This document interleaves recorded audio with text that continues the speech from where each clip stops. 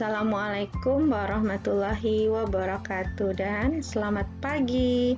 Pada kesempatan pagi ini saya akan melanjutkan soal PT Sejahtera, di mana di video sebelumnya yang ini saya sudah membuat neraca lajur.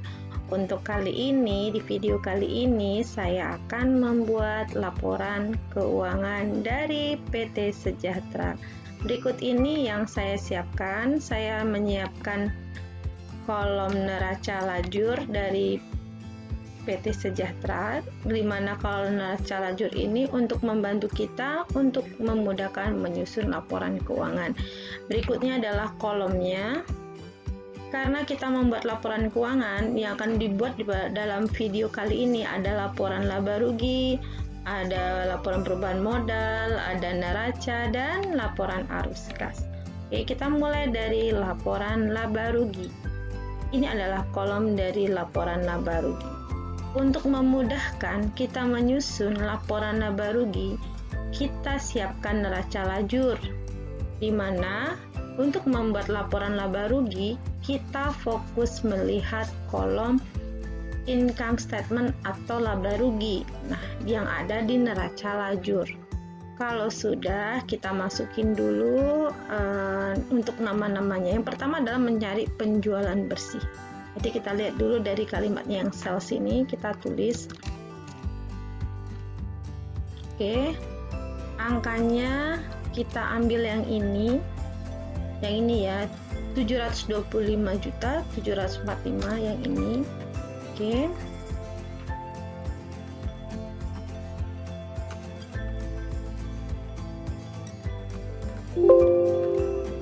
Selanjutnya adalah yang ini, sales discount.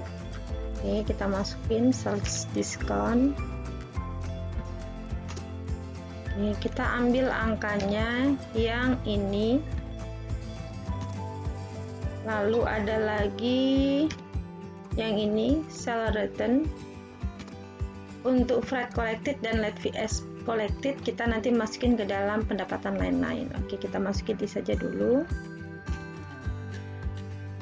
Oke, kita masukkan.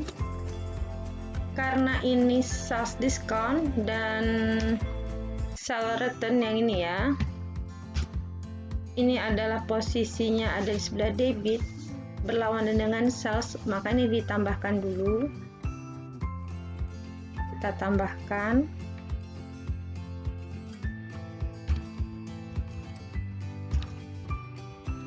Setelah kita tambahkan, kita kurangin.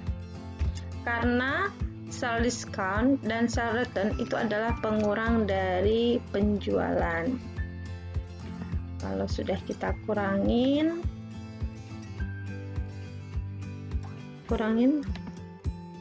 berarti kita buat kurangin, terus dikurangin dengan yang ini sell discount dan return.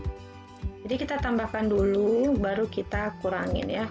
Oke, kalau udah kita kurangin, ini namanya penjualan bersih atau net sell ya.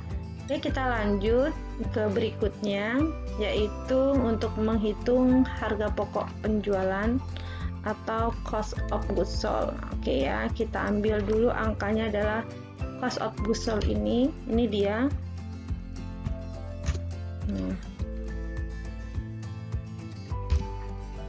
Ini angkanya 384.740.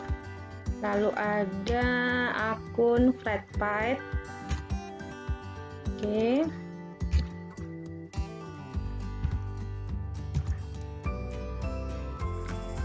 Ini kita jumlahkan terlebih dahulu. Lalu di bawahnya ada akun purchase discount.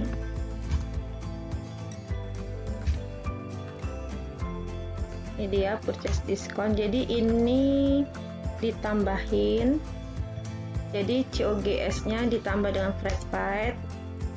Lalu dikurangin dengan purchase discount.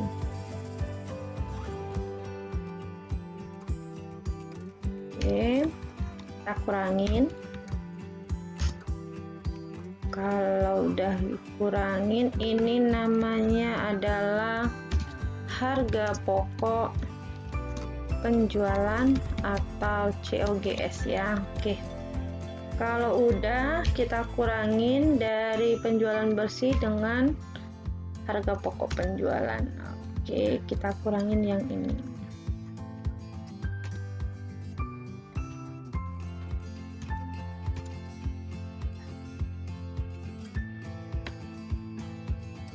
Oke, kalau udah, kita lanjut lagi ke berikutnya.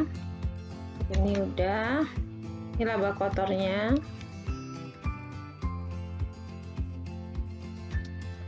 Laba kotor. Oke, kita lanjut. Berikutnya adalah kita buat menghitung semua beban ini ya, beban operasionalnya. Kita tulis ya. Beban operasional, kita mulai dari wage and salaries ya, yang ini kita tulis wage and salaries, silakan ditulis wage and salaries, lalu ada advertising.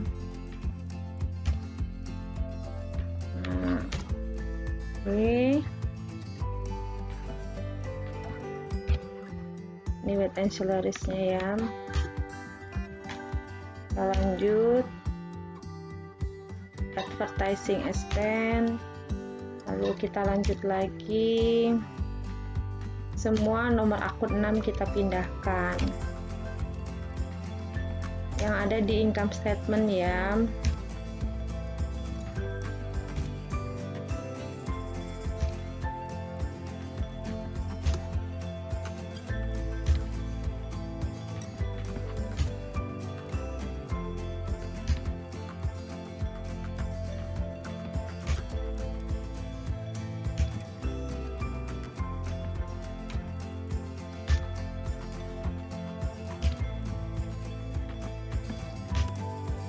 Oke, kita turunkan dulu neraca lajurnya.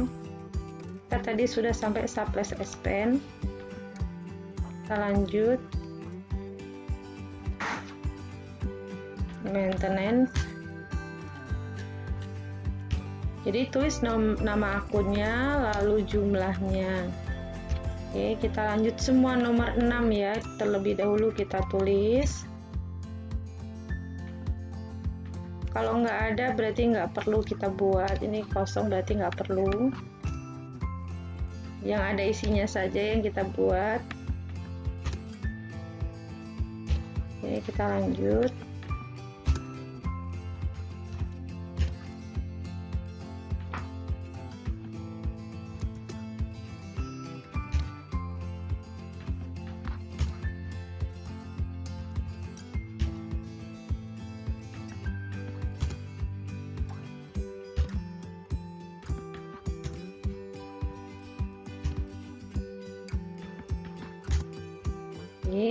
Semua nomor akun 6 kita pindahkan. Ini adalah operating expense atau beban operasional. Oke. Kalau sudah kita jumlahkan. Nah, kita jumlahkan ya.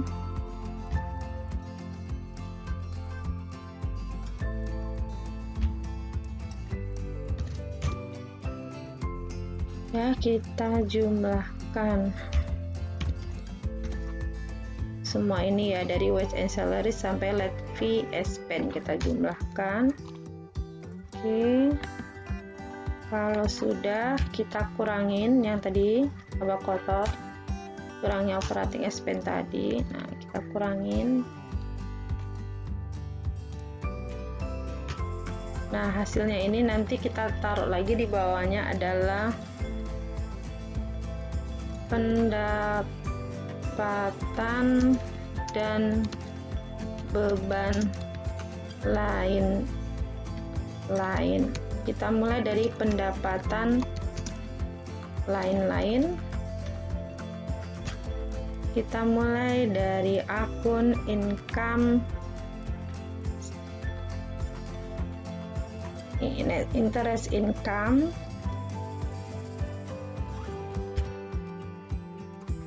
Kita ambil angkanya. Yang nomor akun 8 ya. Lalu dividend income.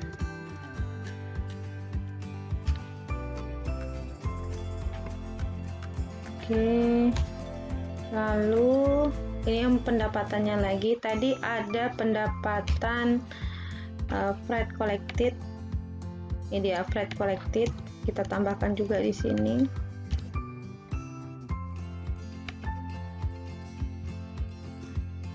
Ada lagi late fee collected. Dia. Oke.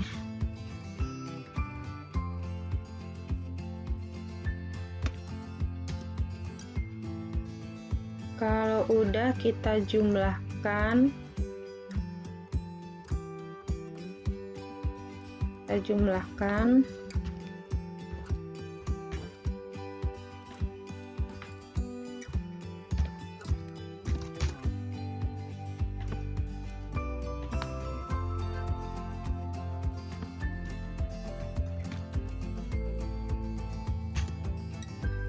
Oke. Sekarang ke beban lain-lain.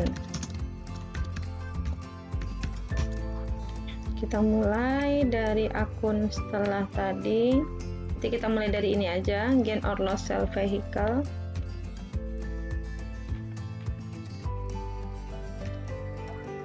Lalu interest expense.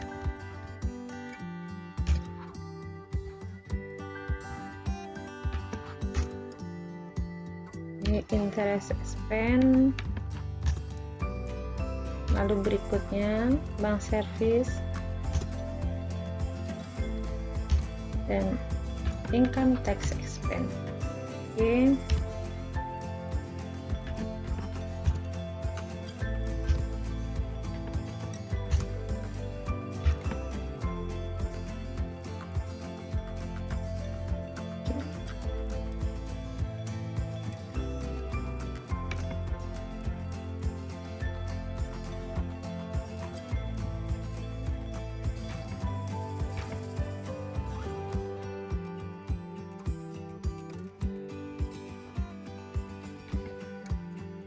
Oke, angkanya tadi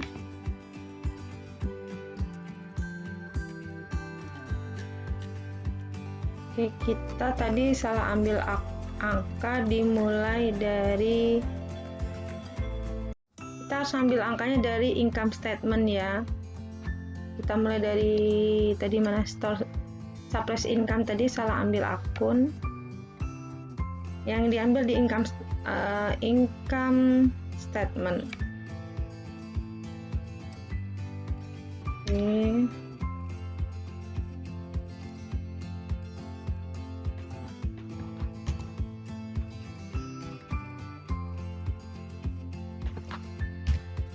Ini depresiasinya. Jadi diambilnya dari yang income statement ya. Jangan dari neraca saldo. Jadi kamu bikin laporan laba rugi, ambilnya neraca lajur bagian income statement.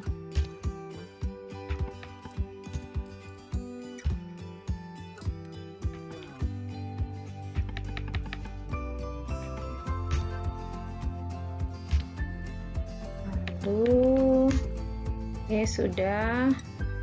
Kita pastikan lagi yang ini interestnya. Ini dia tadi interest income-nya. Nah, tadi salah letak ambilnya. Yang ambilnya dari sini ya. Facility, oke. Ya, terus freight collective-nya kita ulang lagi. Oke. Oke, setelah itu yang ini beban lain-lain.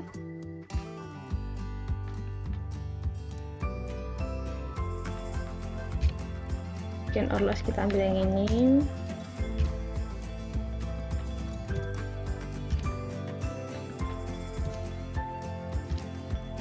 Oke. Jadi untuk memudahkan kita membuat laporan laba rugi, buka neraca lajur bagian laba rugi ya, untuk memudahkan kita. Oke, setelah ini kita jumlahkan. Ini dijumlahkan ya.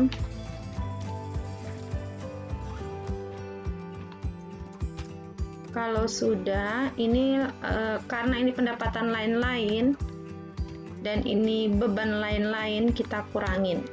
Nah, hasilnya berarti ini pendapatan lain-lain dikurangi dengan beban lain-lain. Ternyata hasilnya lebih besar beban lain-lain, berarti beban lain-lain kita kurangi dengan pendapatan lain-lain. Nah, hasilnya kan lebih besaran beban, maka hasil yang pengurang tadi yang ini kita kurangi lagi dengan ini ya, dari beban lain-lain. Oke, kalau udah berarti ini dikurangin dengan ini tadi, beban lain-lain. Hasil dari pendapatan lain-lain dan beban lain-lain, karena bebannya lebih besar maka dikurangi. Kalau bagaimana pendapatannya lebih besar? Kalau pendapatan lebih besar maka ditambahin. Oke. Kalau udah, angka ini harus sama seperti ini. Kalau beda seperti ini berarti ada yang kita salah pilih jumlahnya. Contohnya kita lihat, jadi memang harus teliti, mungkin ada yang kelewat. Kita lihat lagi.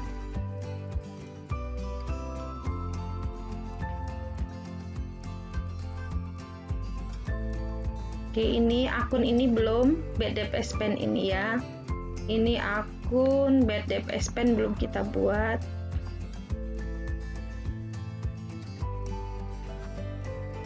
Nah.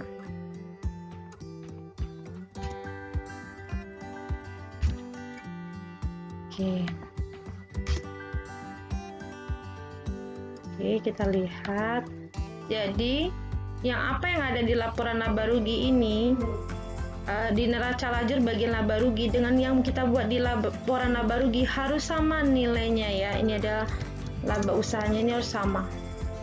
Nilai yang ada di sini harus sama seperti yang ini. Nah, kalau beda berarti ada yang salah, mungkin kayak tadi, oh ternyata bad debt expense belum dicatat. Oke, kalau udah kita kasih garis 2 di bawahnya. Sudah. Kalau sudah selesai kita membuat laporan laba rugi, kita pindah ke laporan berikutnya, yaitu laporan perubahan modal atau laporan ekuitas. Kita mulai dari, kita buat di sini saldo awal 1 Desember 18. Oke. Untuk common stock kita lihat saldo awalnya. Jadi kalau common stock returning saldo awalnya itu akan tetap yang ada di neraca lajur ya, tetap nggak akan berubah. Jadi kayak ini common stock nih angkanya selalu tetap di sini 400 juta. Jadi tinggal kita ambil aja dari neraca lajur ya. Oke. Returning juga ada di sini. Kita ambil aja. Boleh diambil dari neraca saldo juga sama aja angkanya.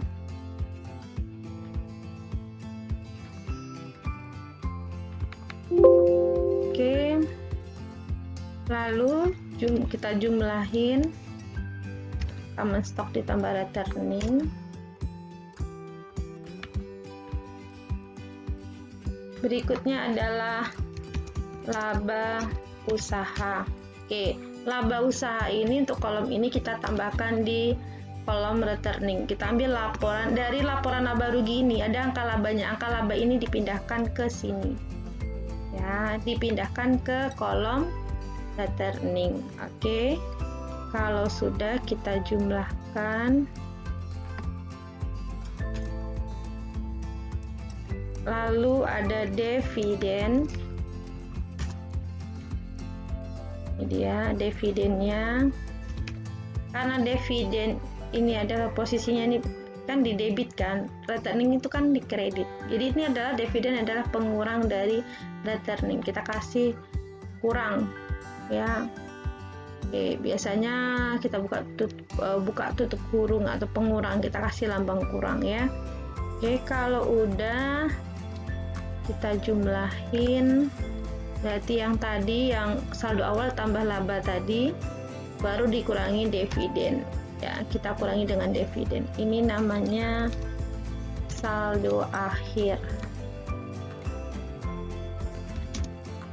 1 Desember 2018. Oke, sudah.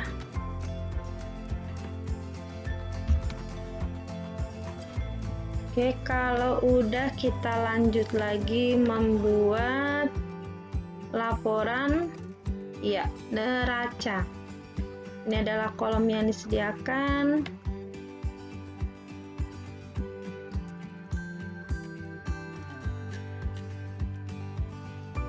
Sebelah sini aset atau aktiva, sebelah sini adalah pasiva atau liability dan equity ya. Kita buat di sini aset atau aktiva, sini liability atau equity. Kita mulai, berarti kita mulai dari aset lancar atau harta lancar, sama aja. Aktiva lancar sama. Oke, kita mulai nama akunnya dari petty cash. Untuk memudahkan kita membuat neraca, kita gunakan neraca lajur. Kita fokus di kolom ya yang ini, kolom neraca atau balance sheet. Saya warnai ya biar gampang untuk kita mencari angkanya. Oke, kita ambil yang ini ya. Kita mulai dari harta lancar. Kita mulai dari petty cash.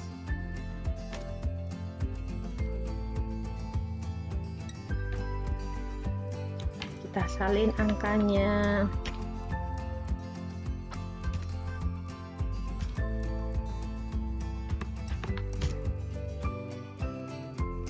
Lalu cash in bank.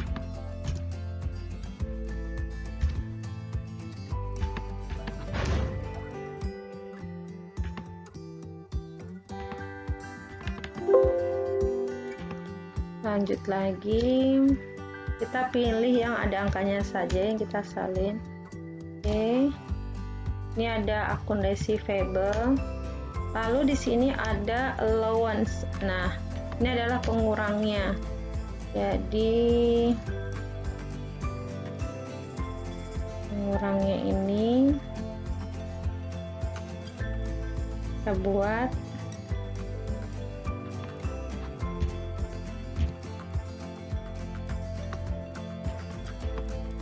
ini pengurangnya ya. Jadi akun receivable dikurangi allowance. Nah, hasilnya kita taruh di sini. Jadi kita kurangin ya. Oke, kita lanjut.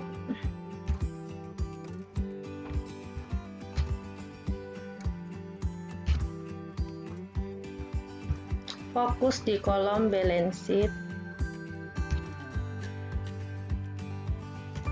Jadi tinggal kita salin saja.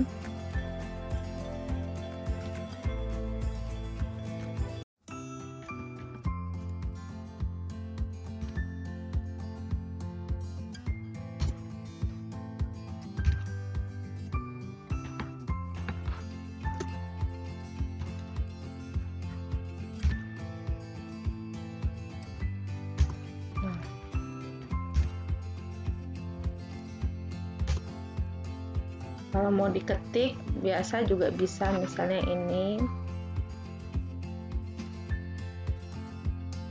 Oke.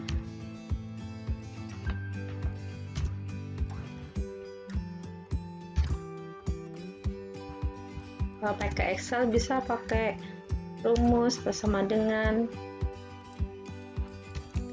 Oke, udah kita jumlahkan terlebih dahulu karena line ini adalah aktiva tetap. Kita jumlahkan dulu.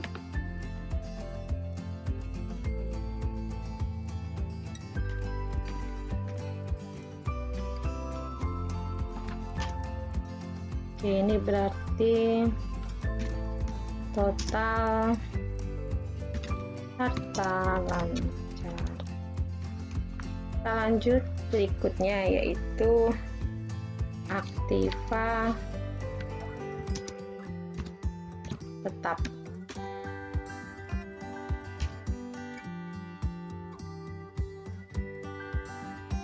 Berarti kita mulai dari ini.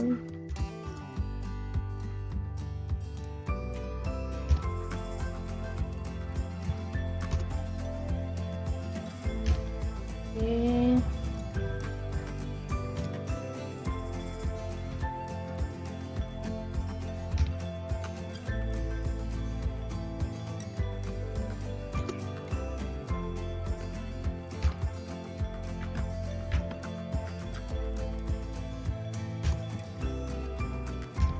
Karena ada akumulasinya, jangan salah ngambil angkanya, ambil yang dari neraca ya.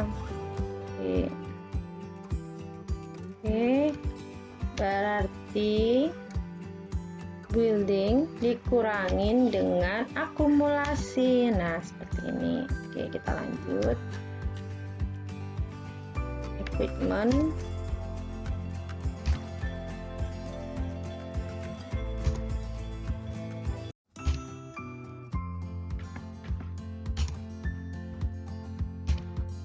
Ini ada akumulasinya, jadi kita totalnya adalah equipment dikurangi dengan akumulasi. Oke, kita lihat lagi. Oke, sudah habis ya untuk harta ya. Harta itu yang nomor 1 akunnya. Kalau udah kita jumlahkan, ini total harta tetap. Jadi kita totalkan dari sini ya, land, building, equipment. Ini adalah total harta tetap. Karena pakai harta, jadi kita gini ya, ganti aja jadi harta tetap. Kalau aktiva biar satu kalimat. Nah, totalnya adalah ini total aset, ini harta lancar ditambah harta tetap. Nah, ini dia total aset atau total hartanya. Oke, kalau udah kita pindah ke kolom sini, liability dan equity atau pasiva. Kita mulai dari nomor akun 2.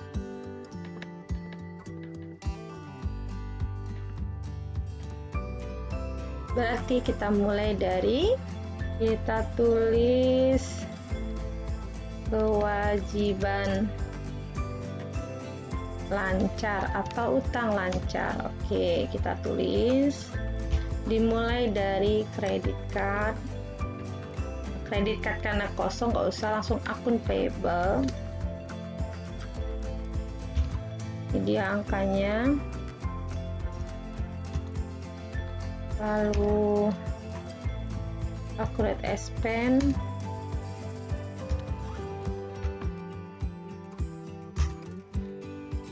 lalu income tax payable,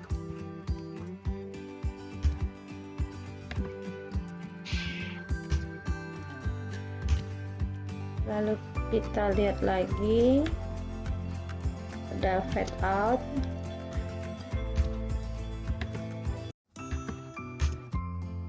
Oke, kita jumlahkan karena nanti Bank BNI Loan ini adalah utang jangka panjang. Oke, kita tulis total kewajiban lancar.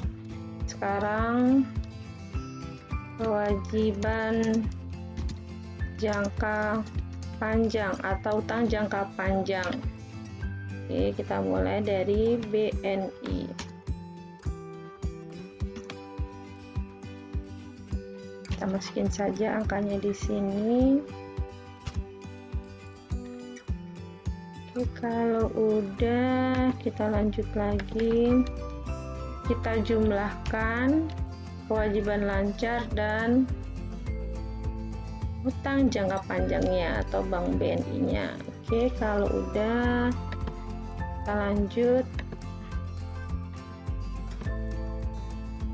Sekarang ini adalah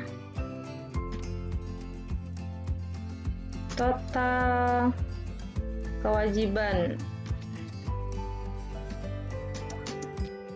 yang ini total kewajibannya. Sekarang equity.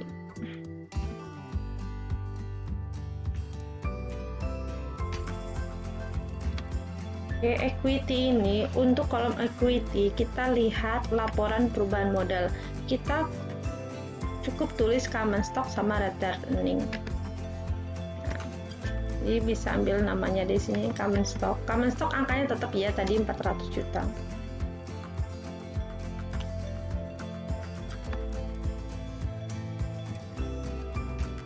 Ini angkanya tetap 400 juta, bisa dilihat dari sini.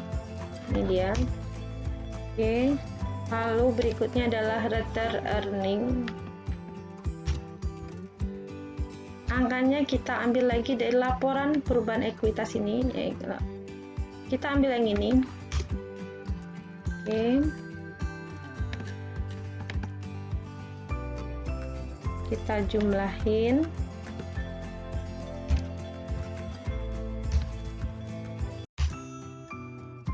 Ini total equity. Oke, kalau udah kita lanjut lagi. Berarti di bawahnya keterangannya total liability dan equity. Totalnya adalah sama dengan total kewajiban ditambah dengan equity. Oke, karena angkanya beda, kita cek lagi. Kita cek sekali lagi datanya.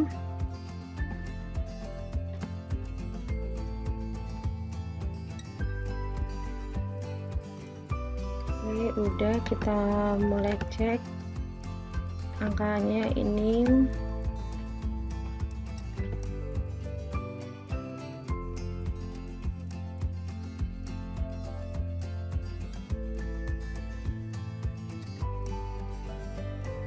Udah.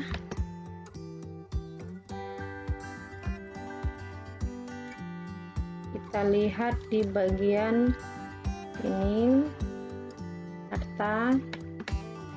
Sekali lagi kita cek.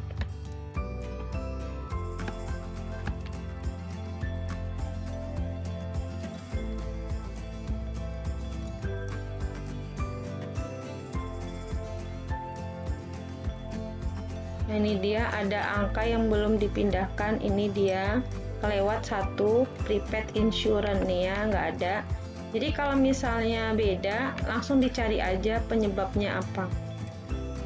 Oke.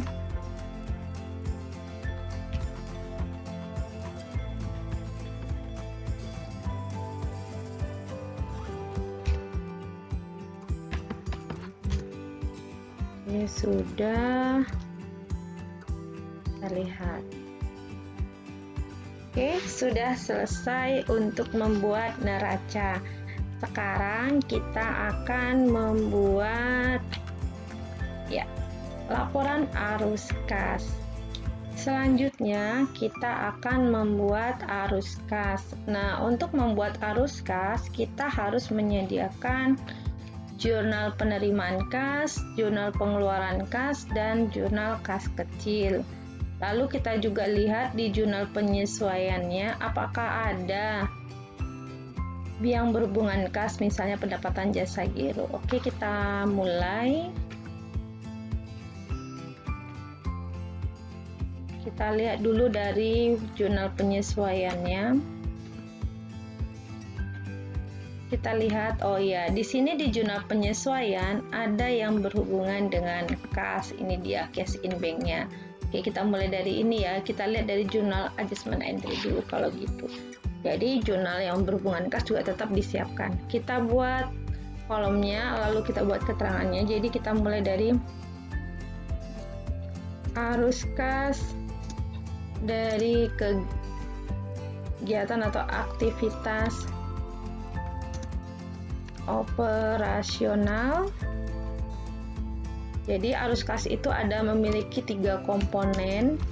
Kita buat dulu komponennya untuk memudahkan. Jadi tadi ada operasional, investasi, dan pendanaan ya. Untuk memudahkan kita tulis aja dulu komponen tadi yang ada 3 ini, operasional, investasi, dan pendanaan. Jadi kalau misalnya kira-kira oh dia masuk investasi, langsung kita tulis aja di bawah investasi. Oke, kita mulai dari arus kas dari aktivitas operasional. Kita lihat dari jurnal penyesuaian jika ada yang berhubungan dengan kas. Karena laporan arus kas itu laporan proses arus masuk dan keluar kas. Kas di sini ada kas dari kas dan setara kas. Kasnya adalah cash in bank, setara kas di soal ini adalah petty cash. Oke, kita lihat cash in bank-nya ini ada bertambah 6.270, berarti kita buat di sini penerimaan dari jasa giro atau dari bank. Oke, kita buat angkanya karena penerimaan berarti nilainya adalah positif ya. Oke, kita lanjut lagi. Berikutnya berarti jurnal penyesuaian sudah selesai, cukup karena ini udah ada. Oke, kita lanjut adalah semua yang berhubungan dengan kas tadi jurnal. Kita mulai dari jurnal. Kita buat dulu jurnalnya. Ini dia. Kita mulai dari jurnal penerimaan kas atau cash receipt journal. Oke, kita mulai di sini. Kita buat di sini penerimaan dari customer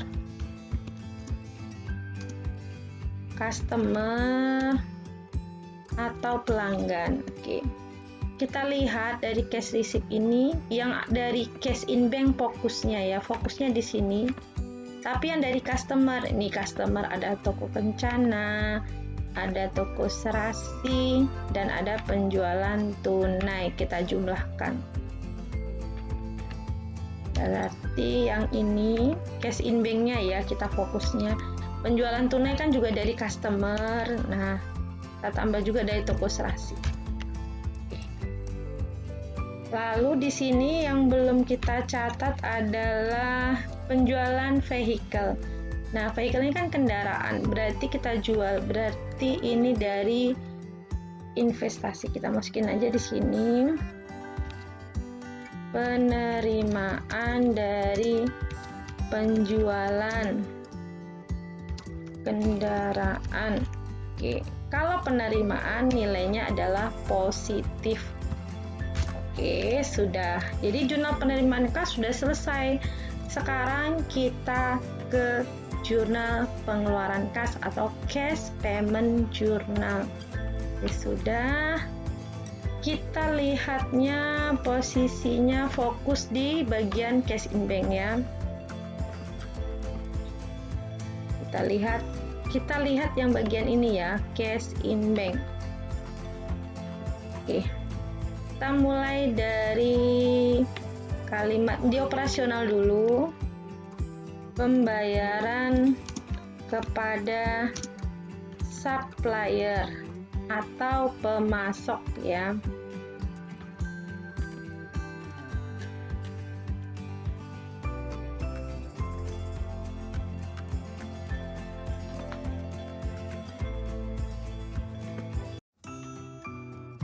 Oke, kita hitung yang dari supplier. Kita lihat. Ini dia, PT Dian ini adalah supplier ya. Lalu ada PT Nusa ini juga. Oke. cuman ada 2 ini. Jadi kita jumlahkan 32.340 ditambah 23.331.000. Oke, karena ini pembayaran maka harus kita kasih min di depannya, atau kalau manual itu buka tutup kurung. Kalau pakai laptop seperti ini kadang tergantung settingannya. Oke, yang jelas kasih jadi pengurang. Jadi kalau nilainya positif, penerimaan kas berarti nilainya positif. Kalau pengeluaran kas berarti nilainya negatif. Oke, kita lanjut lagi. Sekarang adalah berikutnya. Ini pengisian kas kecil. Ini nanti aja kita lihat jurnal kas kecilnya. Lalu ini pembayaran PPN masa November, kita buat di sini. Pembayaran PPN November. Nilainya yang ini ya, 4.625. Oke, kalau udah kita kasih warna biar kita tahu oh ini udah, atau dicentang kalau manualnya. Oke, kita buat ini juga angsuran bank. Karena angsuran bank kita masukin aja ke pendanaan. Pembayaran angsuran bank. Ya, kita ambil aja yang ini. Oke. Ini 11 juta sudah termasuk bunganya. Oke. Kita lanjut. Ada juga yang dipisahkan karena di sini angsuran banknya adalah 9 juta lebih dan interest expense. Ada juga yang dibikin bank angsuran banknya dia bukan langsung 11 juta, dibuat seperti ini. Angka ini yang diambil. Angka yang 9.849.682 rupiah seperti ini. Lalu di sini dimasukin interest expense-nya. Ini pembayaran interest expense. Nah, kalau pembayaran itu dikasih min, ini kita juga harus kasih min. Oke, ini juga. Jadi kalau namanya pembayaran dikasih min. Oke, kita lanjut. Ini udah. Ini dia pembayaran gaji.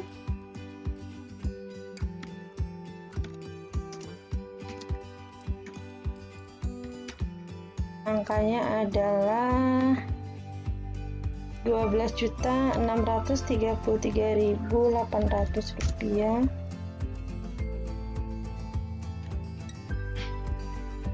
Oke, kalau udah kita lanjut lagi, kita lihat di sini yang belum di cash payment journal, yang belum kita ini juga ada namanya pelunasan kartu kredit. Pelunasan kartu kredit saya masukin di operasional. Pembayaran kartu kredit. Angkanya adalah 4.200.000. Berarti min 4.200.000. Oke, kalau udah berarti tinggal yang tentang kas kecil. Nah, untuk kas kecil jangan usah langsung ditulis di sini, tapi kita jabarkan, lihat di jurnal kas kecil atau petty cash. Jadi kan kita tadi menyiapkan jurnal penyesuaian jika ada penyesuaian dengan berhubungan dengan kas, ada jurnal penerimaan kas, ada jurnal pengeluaran kas, dan jurnal kas kecil. Nah, sekarang kas kecilnya kita jabarkan satu-satu. Misalnya ini jurnal kas kecilnya ada tentang pembelian perlengkapan toko. Kita buat di sini di operasional. Pembelian perlengkapan toko. Berarti nilainya min 800.000. Oke, kita lanjut lagi. Sekarang ini ya akurat expense ini kita jumlahin aja. Kita buat di sini. Pembayaran listrik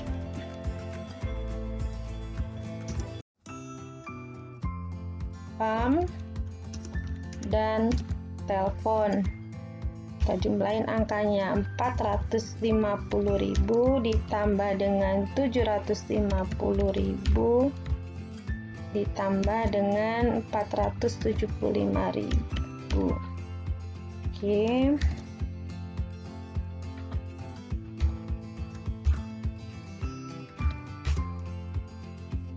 Lalu ada lagi ini pembayaran pemeliharaan dan reparasi.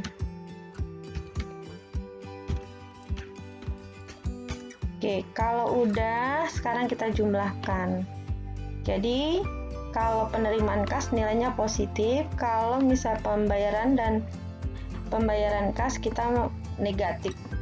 Kasih min ya. Oke. Kalau udah kita jumlahkan. Nah, ini berarti nilainya negatif, masih banyak pengeluarannya. Berarti kita buat di sini.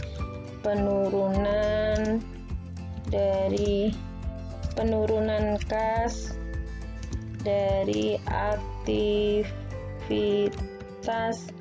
operasional. Oke.